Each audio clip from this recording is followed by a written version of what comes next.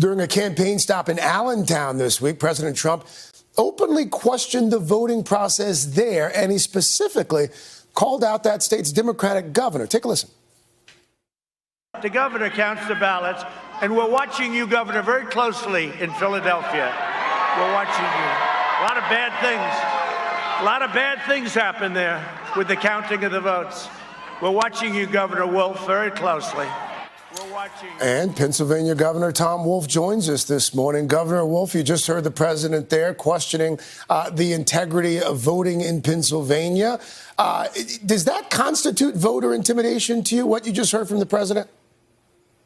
No, it constitutes ignorance. First of all, the governor in Pennsylvania does not count the ballots. The ballots are counted by each county. We have 67 counties. They're responsible for counting the ballots. So I'm not sure why he said that or what he meant by it. But all of us in Pennsylvania, every county, the Department of State, all of us have been working to make sure this election is fair and open and calm and safe for everybody, that every vote counts. We have a new election law that went into place last year. And under that law, Pennsylvanians have up to 50 days to vote. We have already had 1.8 million, over 1.8 million Pennsylvanians have voted by mail already. We have almost a little over 3 million Pennsylvanians have registered to vote by mail. And we have a record number of people who have registered to vote, 9 million people. So this is it's an interesting year. As Tom Costello said, the ballots are not to be counted until the polls close at 8 p.m. in Pennsylvania, and so there may be some delays in counting because there's such a rush of mail-in ballots. But I think things are looking pretty good. Governor, how long do you think it will take to count those mail-in ballots after the polls close on election night?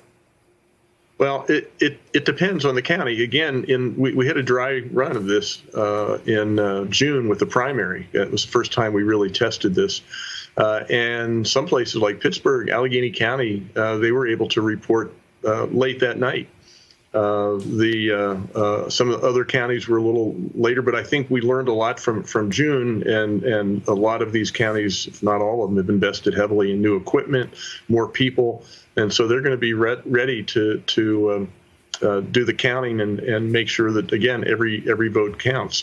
Again, I think Tom Costello said it right. The key thing here is votes have never actually all the votes have never been in on election night. There've always been absentee ballots. Pennsylvania has absentee voting since the Civil War, and those always have taken time, sometimes up to weeks.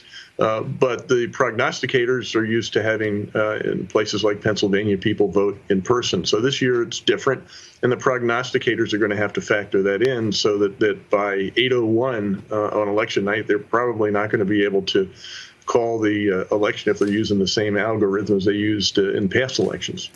Governor Wolf, we want to switch topics here for a moment. There was another shooting of a black man by police, Walter Wallace, shot after a domestic disturbance call, and that's led to several nights of protests in Philadelphia. You've deployed the National Guard. What's their role going to be?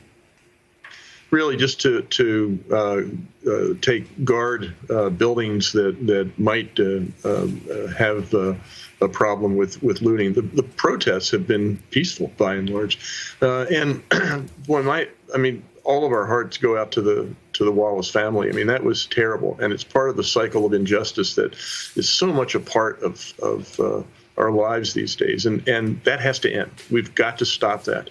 And again, I am so sorry for what the Wallace family is going through right now, and I'm sorry for what Philadelphians are going through right now. And the state is willing to do anything it can to make sure that calm is maintained. But again, this is something that has just got to stop.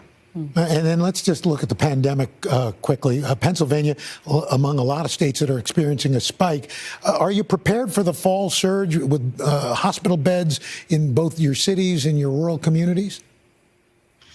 Yeah, that's a great question. The pandemic, we have been assuming that we're going to have an upsurge, a second upsurge in the fall, and as we get into flu season, and in fact that's beginning to happen. But we're in a very different place now than we were back in March and April when this thing started. Back then, we were concerned in Pennsylvania that our hospitals would be overwhelmed, that our healthcare system would not be able to handle the strain. We're not in that situation right now. We did not have personal protective equipment. Remember, the governor of New York was concerned about having enough ventilators.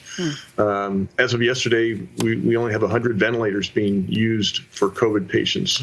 Only a couple hundred are in ICU. The hospitalization rate is a third of what it was at the high point. So the case count is alarmingly high, and the upsurge is here. But things are different now in that our healthcare system so far has the capacity.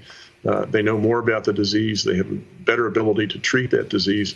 But we're not resting. We're not getting complacent, and we're going to be working hard to make sure that this upsurge, that we manage it and keep people safe. Governor Tom Wolf, that's good to hear. And thank you for your time. We really appreciate it. You have a great day.